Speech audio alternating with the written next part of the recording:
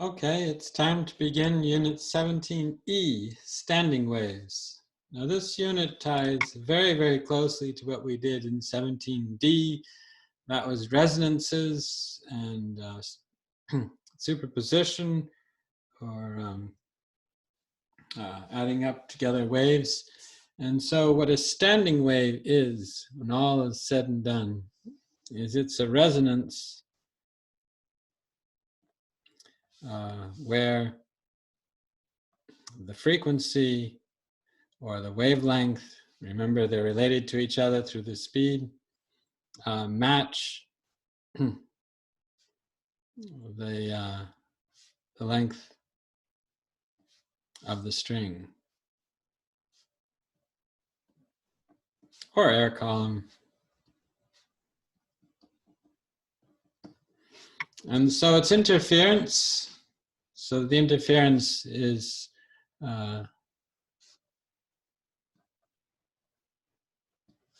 has fixed nodes and antinodes.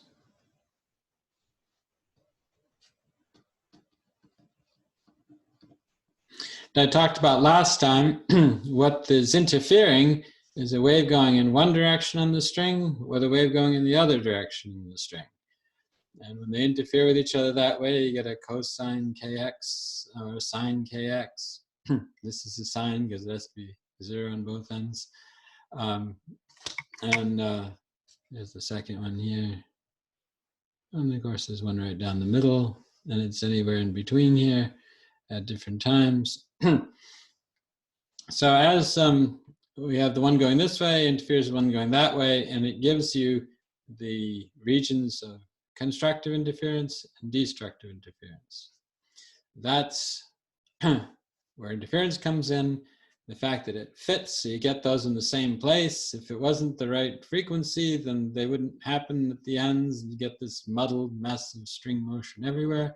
That's not a resonance. Resonance is when that happens and we pick out the frequency, which depends on how the wavelength fits in and the velocity of sound, because after all, lambda f has to be equal to v. So that's our go-to, remember? So that's how we get a standing wave. And so most musical instruments are based on this type of thing. The stringed instruments have a velocity speed on the string, depends on the tension of the wire and the mass per, on the mass per unit length density, kilograms per meter. And again, it's a restoring force divided by an inertial thing, right? Kept showing up in the frequencies of oscillating systems. The same sort of thing is showing up in the velocity of the waves, because of course it's related to that k. So you shouldn't be surprised to see that. So for a particular case of strings that are tied at the ends,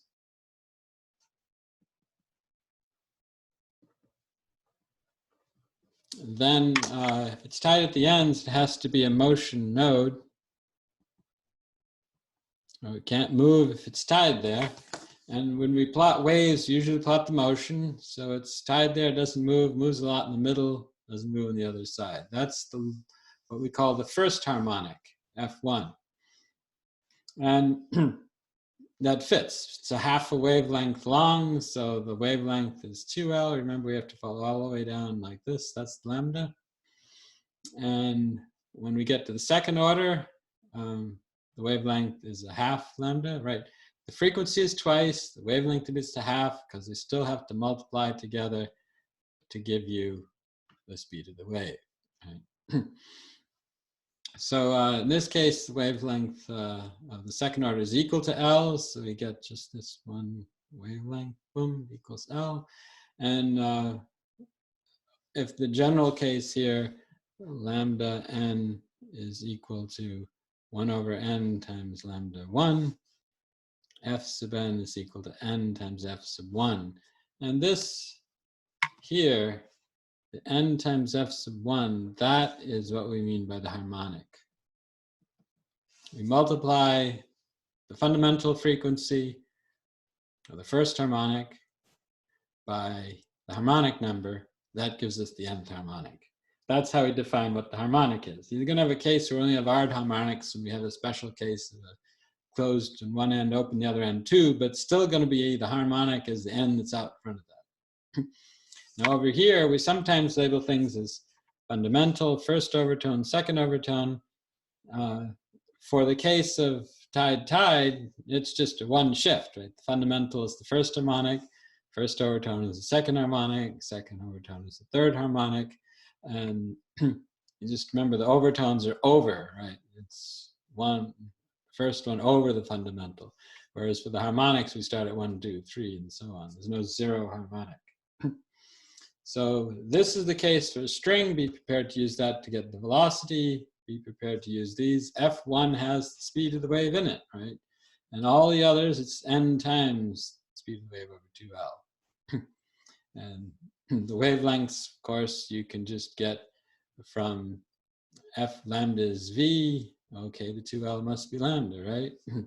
And then if you put a 2 here, it takes that out, and lambda better be equal to L, right? That's what we found. So you can get them either way from things like that. Okay, so with that down, let's take a couple more examples. So a guitar string has a density of this grams per meter, length of 63 centimeters. Here's its tension. What's its fundamental frequency? Well, first thing we need to get is well, let's find the fundamental frequency, right? We just had a formula here. F1 is equal to V over 2L, right? So it's clear we need V. And V, we also found there is the square root of T over the mass per length. And so we can then write down what F1 is. F1 is equal to 1 over 2L times the square root of T over mu. Plug in some numbers here. 1 over 2, 63 centimeters, 0.63 meters. The square root of T better be in newtons. We've got newtons, 38.4. Divided by, we want kilograms per meter. That's grams per meter. And so it's 2 by 10 to the minus 3 kilograms per meter. Then the units work out. And if you multiply it all out, you get 110 hertz, which is answer A. Okay, so we needed this, we needed that, we plugged in. That's a typical type of problem we'll run into. Now, what is going to increase the frequency of the guitar string? Will we do it by increasing the tension, decreasing the tension, changing the tension will not change the frequency? Well, what is this? Well, it's figured out, right? Best thing to do in any of these problems when it says what's going to work is to just write out the equation. So Fn is equal to n times F1 is equal to n times V over 2L is equal to n over 2L times the square root of T over mu. Okay, tension is on the top.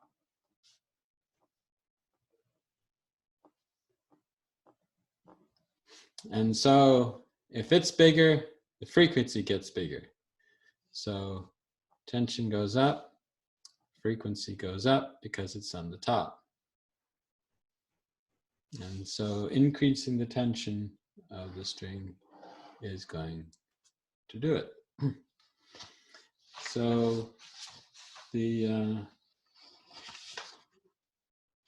next one is similar. Which will increase the frequency of the guitar string? Well, we can just write down our Fn is equal to n over 2L, the square root of T over mu again. And we say, where's the length? Length is on the bottom.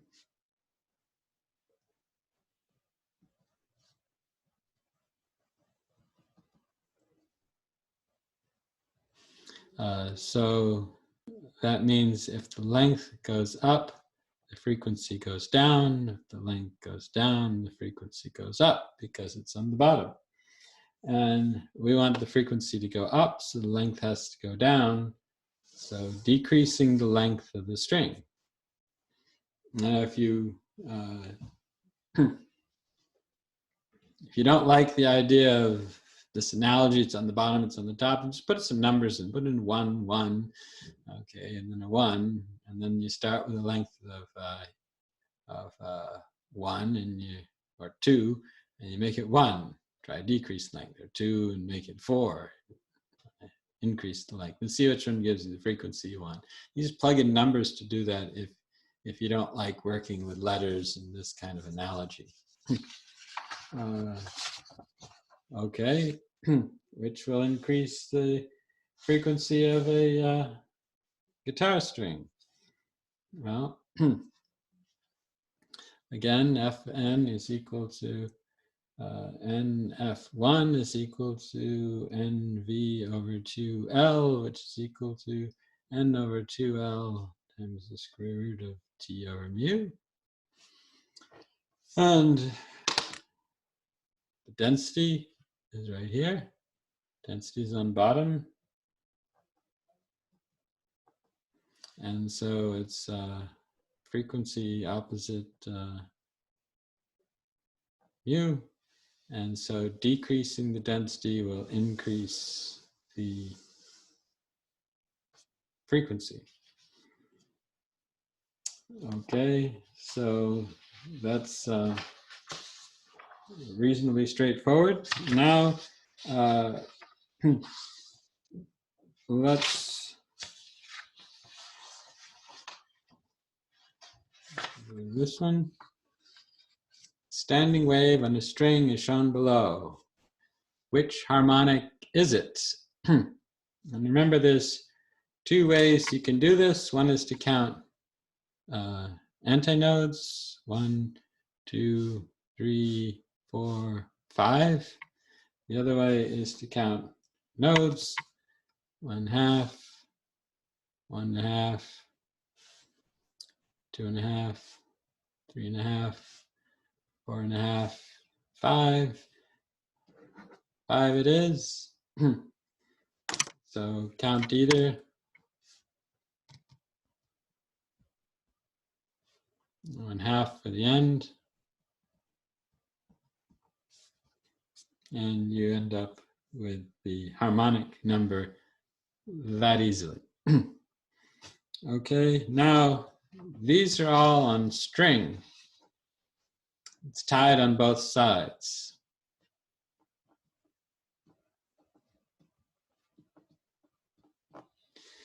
Now, another possibility is to have an air column, a tube that's open on both ends. And this would be the same as if you arranged a string that was free to move on both ends. So if you have a string that's free to move on both ends, which is pretty hard to arrange, so we don't talk about it much. But if you manage to, by having it on a little, could slip up and down very easily, you could manage something like this. Not common, it's hard. So we go to air tubes. It's the same kind of equation. Then you worry about the speed of sound in air. Goes as the bulk modulus divided by the volume density. In other words, something to do with force divided by something to do with inertia. Again, you should start becoming familiar. And you have a length of the tube. Now, instead of a node at the end, we have to have an antinode. So we put open circles here. For open, antinode has to be out here. And then you get a node somewhere in the middle, because you can't draw straight through. That's not anything. So it has to cross at the middle. That's our lowest. And then we have antinode going down here at antinode. Now, if you look at this thing, in order to get a wavelength, you actually have to go out, twice the length of this, right? You have to go down and back up again.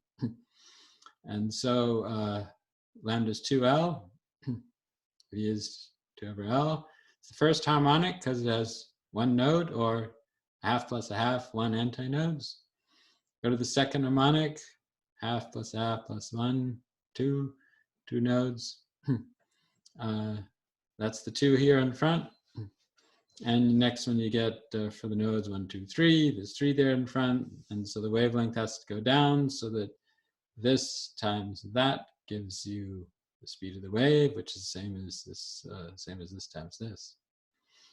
So, and again, you have one less for the overtone number than the harmonic number. Harmonic number is this one out here. You still have lambda n is equal to 1 over n lambda 1. Fn is equal to nf1, generally speaking. This is just like, but now these equations, same equations as tied both ends string, same equations as closed both ends tube. So if you have a tube that's closed on both ends and somehow you get some vibration going on inside there, that looks just like the string. In fact, the pictures are just like the string. The only thing that's different here is the pictures change. And they changed the ones I showed you before, where you have a node in the middle and the nodes on the end, and the antinode in the middle. So it's the opposite these, as it were. Okay, so when we go to solve problems with these, it's going to be pretty much the same thing. And we'll do that in a minute. But before that, what about if we have an air column tube open on one end and closed on the other?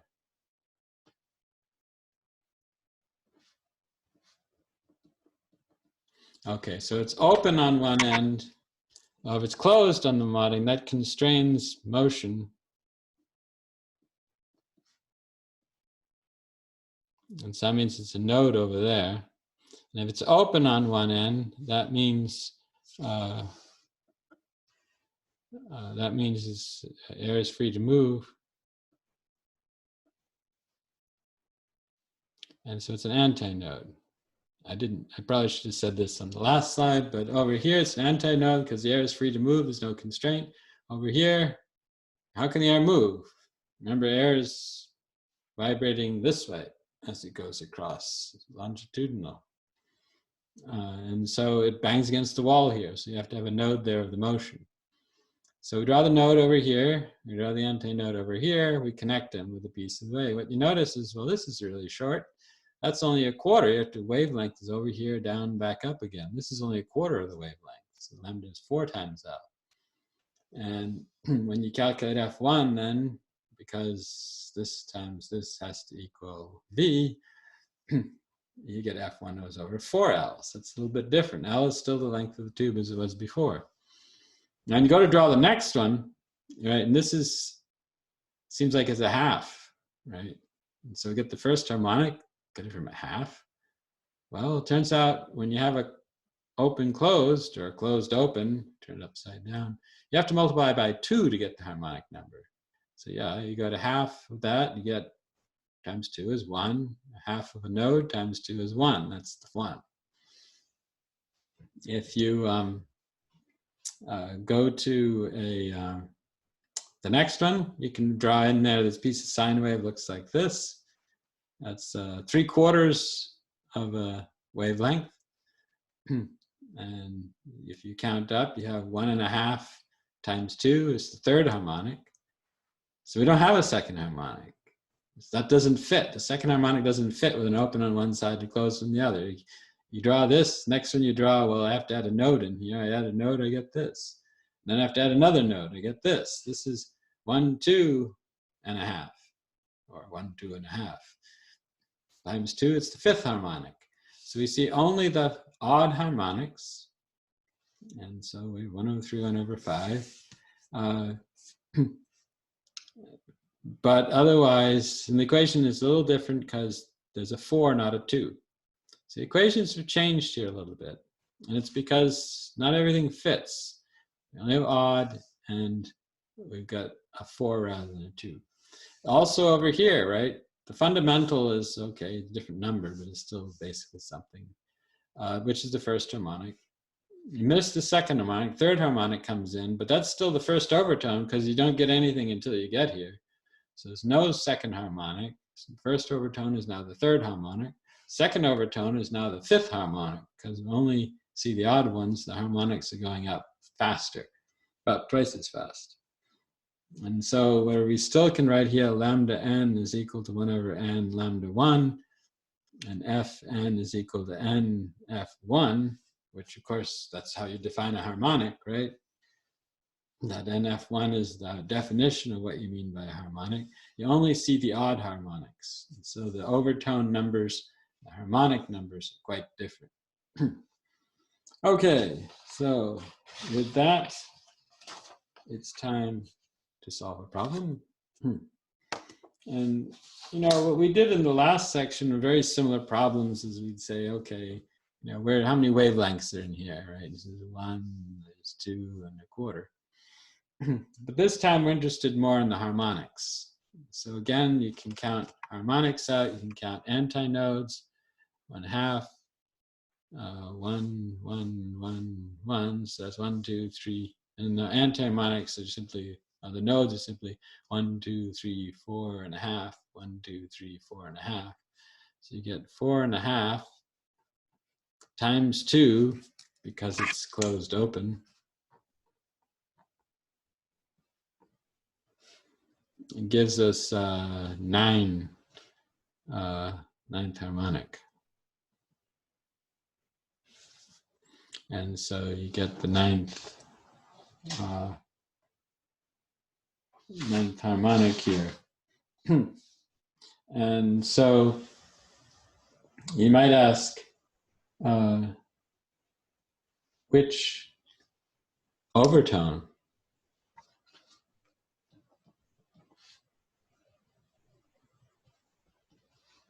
So the fundamental is first harmonic. And then the first overtone is equal to then the third harmonic. The second overtone is in the fifth harmonic. The third overtone is the seventh harmonic. And the fourth overtone is the ninth harmonic. Right, and they're only odd start at 1. And so this then would be the fourth overtone.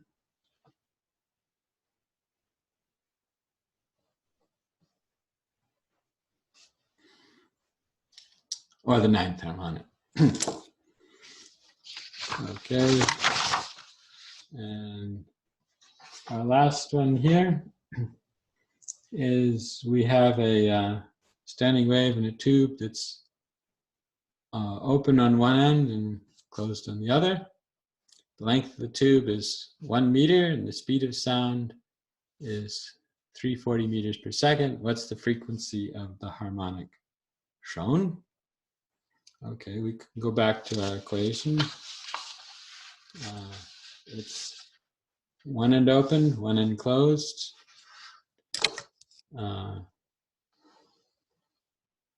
So that means we use, we want the frequency. N is equal to N F1. F1 is equal to V over 4L. And this 4 comes from here. And okay, so we count the harmonic. 1, 2 1/2. Oh, actually, there's 1 there and a half. So that's 2 1/2 times 2, because it's open close. You have to multiply by 2 in that case. And that gives 5 is equal to N. And so I plug F5 is equal to 5V over 4L is equal to 5 times 340 meters per second divided by length of the tube is 1 meter. 4 times 1 meter. It's actually 1 meter per cycle, right? If we're talking about the wavelengths, but that's usually dropped. And so the meters are going to cancel out. You're going to get cycles per second or hertz. And if you multiply the 5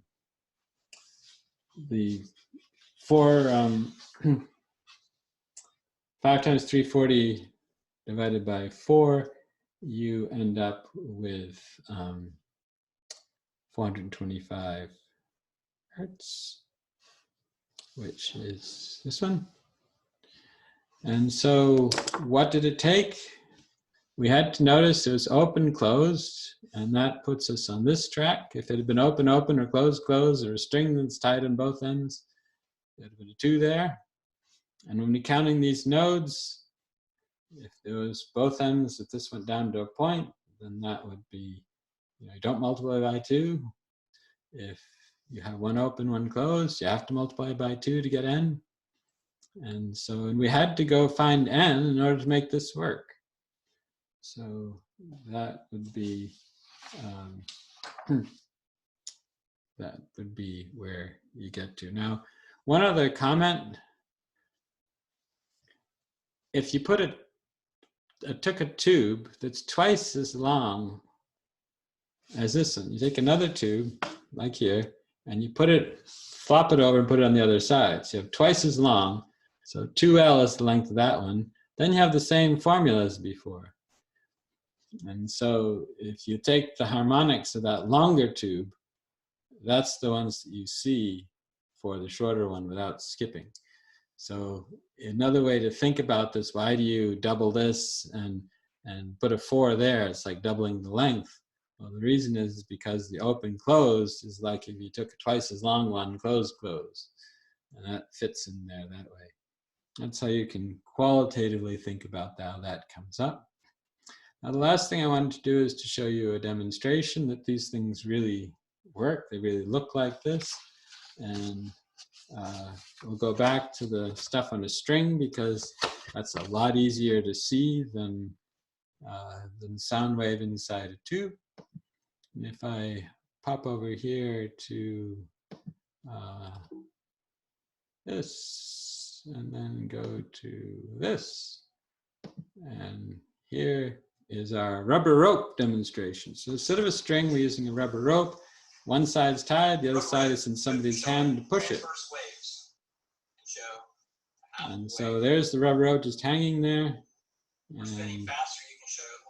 And now it's going up, and it was 1, and now he goes, see how it's just bouncing on randomly until he gets to right there where he's on resonance.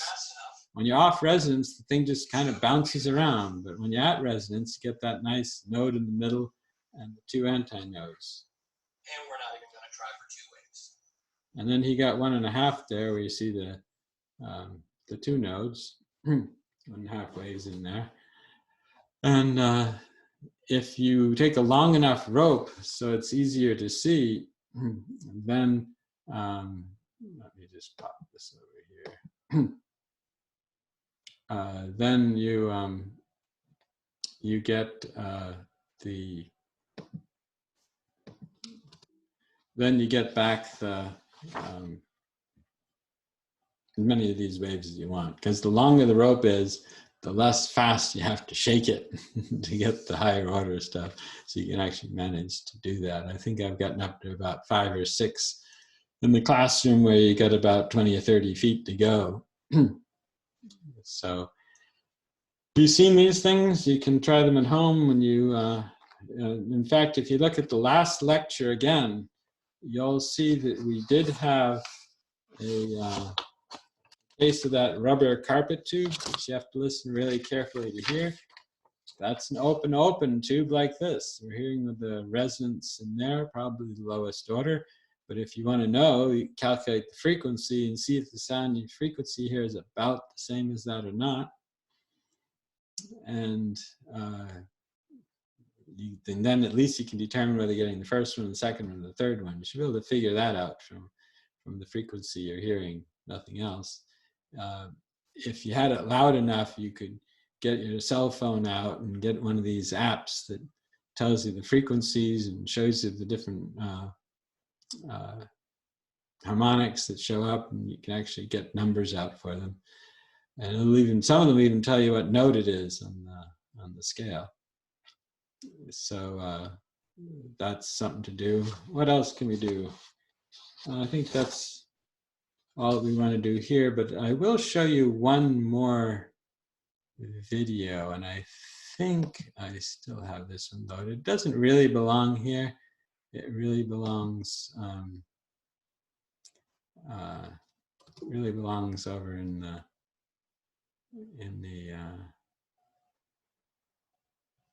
let's see. I guess I don't have it.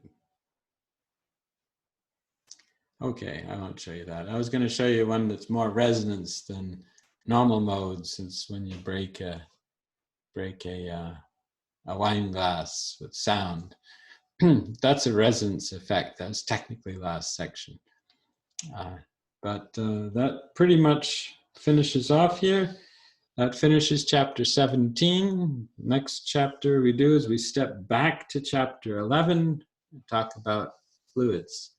That will be in the next lecture, and right now we are all done. Have a good day.